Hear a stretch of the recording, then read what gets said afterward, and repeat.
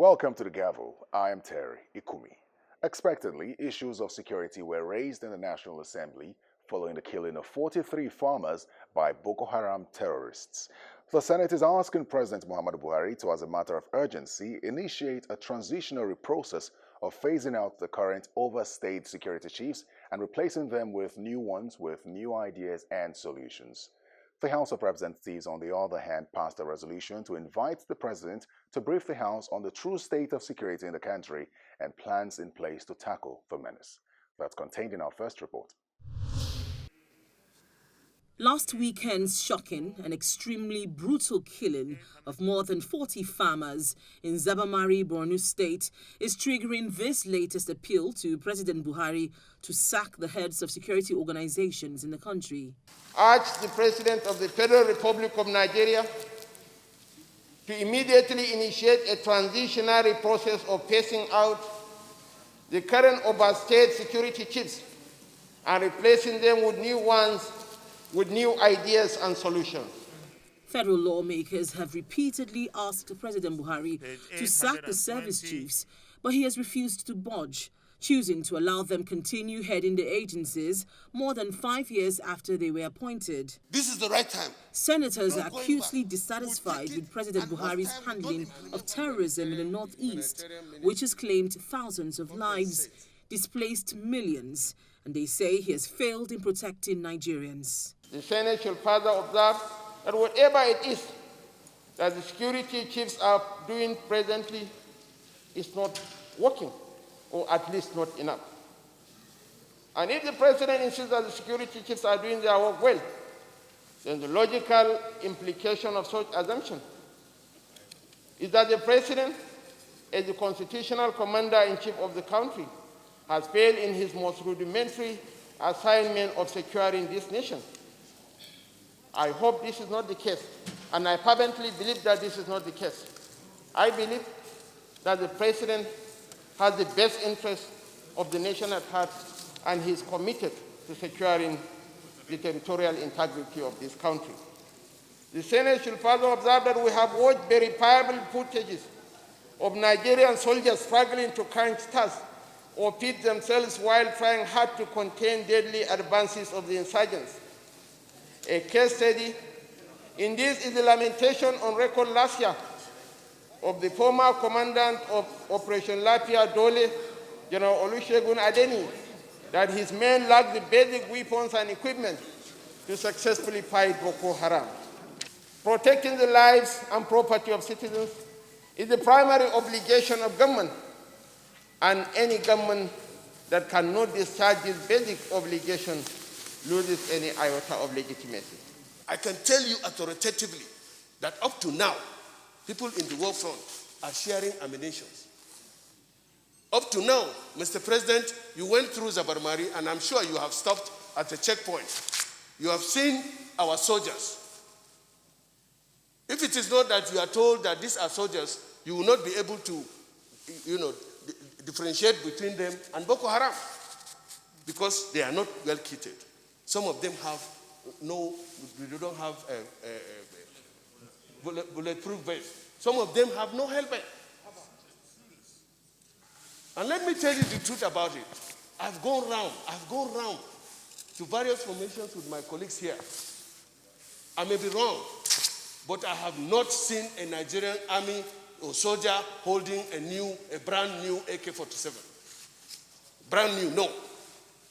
When you see brand new AK-47, it's only in Abuja here, Brigade of Guards and all that. Mr. President, what you saw in Zabarmari and the figures given out, 43 they said, my distinguished senator, we were on ground yesterday before you came. The number they have is 67. But that is not even the end of it. They keep on picking farmers. You have seen how vast that land is.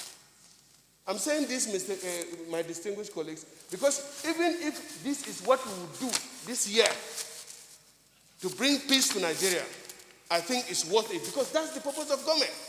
Besides asking President Buhari to sack service chiefs, the Senate approves other recommendations after the debate. They include urged the president to take immediate steps to restructure and revamp the country's entire security architecture and provide enough state-of-the-art weapons and equipment. Immediately initiate the probe into widespread allegations of corruption and leakages within the security structure. To aggressively explore partnership with neighboring countries, urgently recruit 10,000 civilian JTF to complement the efforts of the Nigerian Armed Forces. Meanwhile, in the House of Representatives, a lawmaker, Ahmed Satomi, presents the resolutions of a motion on the urgent need to condemn and investigate the insane killing of unarmed farmers in Jere local government area of Borno State. Urge the federal government to declare a state of emergency in the nation's security sector.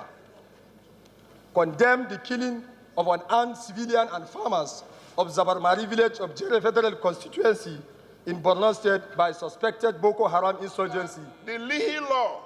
3 amendments were made by the Deputy Minority Leader of the House, but only one is acceptable to the Speaker. That we mandate the House Committee on Defense and Army to investigate the Defense Industries Corporation of Nigeria on their manufacturing status to determine their level of preparedness regarding weapons needed for national use. 2 is we had ordered some equipment from overseas. So the House should mandate the House Committee on Defense and Finance to investigate the status of the procurement of $1 billion worth of equipment since 2018. Since non-state actors can bear arms and kill our citizens without any let or hindrance, Mr. Speaker, the House should seek an amendment to the Firearms Act to give eligible Nigerians the right to bear arms. Your Excellency, I suppose that your attention should be brought to, and then the House too, because the House was sleeping rowdy. The amendments brought by my brother and colleague are in 2 phases. I succumb to the first amendment, but I do not succumb to the second amendment. We are already faced with the issue of insecurity. By the time you allow Nigerians now to own arms, bear arms, you are causing problem. So I want us to take the amendments one after that, will not just lump them. Thank you, sir. No, that's exactly what we're doing. The seconder was to the first amendment. His prayers were very far-reaching, covered a lot of grounds. So I don't want us to water it down. I'm seeing hands about 15, 20 amendments, which we are not going to be able to take, and I'm sorry. Just as the motion was about to be voted on, one of the 9 other sponsors of the motion raised a point of order. My name is there as a cost person, and I raise my hand. I want to contribute as a cost person to that particular motion. But I realized by the time he was making the motion, the prayers, he eliminated some prayers that we have all agreed. I gave out my life because of my people. Everybody that is right there. So I tell nobody except God. The resolution we put is that we are going to invite Mr. President to come and explain.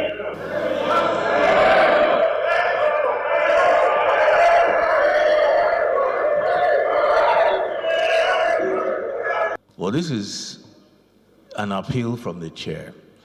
Because we are talking about security matters, you and I know that the channel of discussion of security matters such as this will not be to invite the president to come and disclose issues of security and what they are doing. It will be counterproductive. The Speaker's appeal was declined by some members who insisted that the amendment must be taken, and this forced a closed-door session. The leadership of the House should meet Mr. President in the villa to discuss this issue so that they will come back and brief the House. I'm a little disappointed and I make it bold to say, well, a lot of this noise and shouting down where it's coming from. We all know, and I'm very disappointed. So now I think I will just resolve to executive session and resolve this matter. After about an hour, the doors were flung open and the amended resolution taken. My amendment is to invite Mr. President come to the House to explain the security situation in the country. Meanwhile, the president has agreed to honor the invitation of the House, and although a definite date is yet to be announced, it is projected for Thursday the 10th or 15th of December. Participants at a legislative conference in Abuja have urged the National Assembly to use its legislative investigative powers to curb corruption, inefficiency, and waste in the system. They say the legislature is the lifeblood of Nigeria's democracy and must perform its statutory role of oversighting the other arms of government. Take a listen. The legislature was in the spotlight at the dialogue, where federal lawmakers, representatives of government agencies, as well as members of civil society organizations discussed the investigative powers of the National Assembly. Participants questioned the effectiveness of investigations and oversight undertaken by the legislature and its impact on society. We're talking about investigative powers, oversight.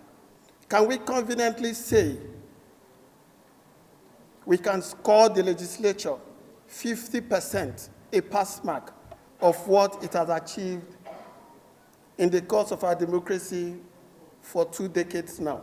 A federal lawmaker lamented that the executive has repeatedly failed to implement recommendations from investigations carried out by the National Assembly. However, the majority leader of the House of Representatives disagreed. In the House, I have record. We've produced over 100 and something resolutions. None was adhered to. What are the reasons? And we are toothless bulldogs. And we couldn't do anything to have them do that. Because if we did, NSAS wouldn't have come. The first points they asked for, the first 5 things they asked for, we had asked the executives, please do these through resolutions. On that note, I pray that we will soon begin to take our rightful role as parliamentarians and do the needful. On a platform like this, where we want to educate our people, create awareness, then you must do that with all sense of sincerity and say nothing but the truth. Without prejudice to whatever he has said. Of course, the institution of the legislature is being undermined. I've admitted that. The institution of the legislature needs to be more strengthened. I have admitted that. All other claims he has made were correct. But for him to say that out of over 101 resolutions that this House or National Assembly passed, not a single one was implemented by the executive is a misplacement of the fact. It's a misnomer, and I want to put it on record that, let me say, that the End SARS movement, End SARS initiative, started on the floor of the House, where I in person, personally, humbly moved a motion on behalf of the leadership and the entire members of the House of Representatives that SARS must be ended. But the former chairman of the National Electricity Regulatory Commission, Mr. Sam Amadi, was dissatisfied with the manner with which the National Assembly performs its oversight of government agencies. When you're going to oversight agencies, you request for documents and take time, 2-3 months, study it with your aides and find all the problem. Now, when you do a public hearing, rigorous, you see public hearing abroad, it can take like 5-6 hours. They're asking questions to experts, showing them their errors. So their own oversight is a drama. Everything that the National Assembly does is just drama, media and drama. These are difficult times in the country as Nigerians contend with serious security concerns and economic challenges, and many expect the legislature to show purposeful leadership and rise up to its oversight watchdog role over the other arms of government. Now let's take a look at some other happenings in both chambers of the National Assembly. The Senate confirmed the appointment of Professor Mahmood Yakubu as chairman of the Independent National Electoral Commission (INEC) for a second time, and passed the Finance Bill 2020 through second reading. In the House of Representatives, lawmakers are demanding an apology from the British House of Commons over allegations of looting made against former head of state Yakubu Gowon by the chairman House Committee on Foreign Affairs, Tom Tugendhat. Presenting the report, the chairman of the Committee on INEC, Senator Kabiru Gaya, says Professor Yakubu possesses the required educational qualification for the position of chairman, and he is a person of integrity who is not affiliated with any political party. The confirmation of Professor Yakubu also received support from opposition PDP lawmakers who say he is a man of competence and urged him to discharge his job diligently and ensure that every vote counts in upcoming elections. That no petition or incriminatory reports were received against the nominee. Number 2, the nominee possesses the requisite educational qualification for the position of chairman. That the nominee, number 3, the nominee displays a high level of intelligence and appeared to have the temerity to hold the office of the chairman. Number 4, that the nominee is not affiliated to any political party. Number 5, that he had never participated in any political rally or campaign. That the nominee is a person of integrity. General observation, Mr. President, that the nominee, Professor Mohamed Yakubu, has satisfied the requirement of Section 1541, Section 14.1 and 2 of the third schedule, Part 1F, as contained in 1999 Constitution of the Republic of Nigeria, as amended, and Order 119 and 121 of the Senate Standing Order 2015 as amended. The Senate has passed the Finance Bill 2020 through second reading. One of the objectives of the 2020 Finance Bill is to provide fiscal relief for taxpayers by reducing the applicable minimum tax rate for 2 consecutive years of assessment, as well as reforming the commencement and cessation rules for small businesses. However, the chairman, Senate Committee on Gas, Senator Basi Akpan, says the finance bill must propose sanctions for heads of government agencies who fail to remit government revenue into the Federation account. Most of the revenue-generating agencies still retains revenue they generate without transferring 25% as stipulated in the Fiscal Responsibility Act. Therefore, we must look at this act to show what kind of penalties and consequences can be ensured in this amendment to make it more effective. In the House of Representatives, the Committee on Foreign Affairs has been mandated to interface with the Foreign Affairs Committee of the British Parliament over the comments made by its chairman against former Head of State General Yakubu Gowon. The House says the allegation is capable of causing crisis in Nigeria and disturbing the peace of the country. The House further resolved that the Speaker should write to the Speaker of the UK Parliament to express displeasure over the unfounded allegations. The House also resolved to invite the British High Commissioner to Nigeria to explain why no apology has been issued despite calls for same. Aware that Tom Togohunt, Member of Parliament, did not at any time of speaking provide any evidence to support the weighty allegation he had made against the General Yakubu Gowon, disturbed Mr. Speaker that despite the barrage of condemnation by well-meaning and right-thinking people from all over the world and an official request for restructuring by the government of the Federal Republic of Nigeria, neither Tom Togohunt, MP, nor the government he represents has thought it fit and proper to act to correct the inconsiderate and dangerous statement meted on the integrity of the General Yakubu Gowon. Meanwhile, the House of Representatives is asking the police to investigate the gruesome murder of a popular tradomedical practitioner in Oyo State. That the deceased was killed at a point that is between 2 police checkpoints on the Rua-Igbora Road, which is noted for cases of kidnapping and robbery, but had rarely recorded cases of hired assassination. The House further notes that preliminary investigation by the police showed that Alhaji Yusuf was assassinated hours after some of his workers set fire on some financial bookkeeping records due to an alleged bookkeeping fraud he detected in his office in Lagos. Our final report is on the oversight visit of the House of Representatives Technical Committee on Customs and Excise to customs formations in Lagos. The committee is asking President Muhammadu Buhari to issue an executive order for the use of part of the revenue generated by the Nigeria Customs Service to carry out repairs on the access roads leading to the nation's ports. The lawmakers also want the president to immediately disband the Presidential Task Force on Decongestion of Traffic at the Apapa port, saying it has outlived its usefulness, as it has been unable to achieve any result in the last 2 years. Right from the first day of the 4-day oversight visit, members of the Technical Subcommittee on Customs could not stand the level of decay of the facilities at Customs Formations in Lagos.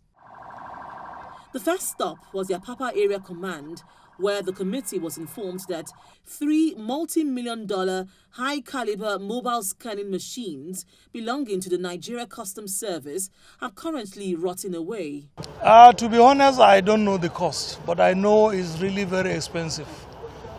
But since it's going to secure the country and will lead to more generation of revenue, which will equally translate to more development in the country, I think the government should go the whole hog and get scanning machines, new ones, for us to work. We have just gone around and see the scanning, both the mobile and the physical scanners. They are in a moribund stage.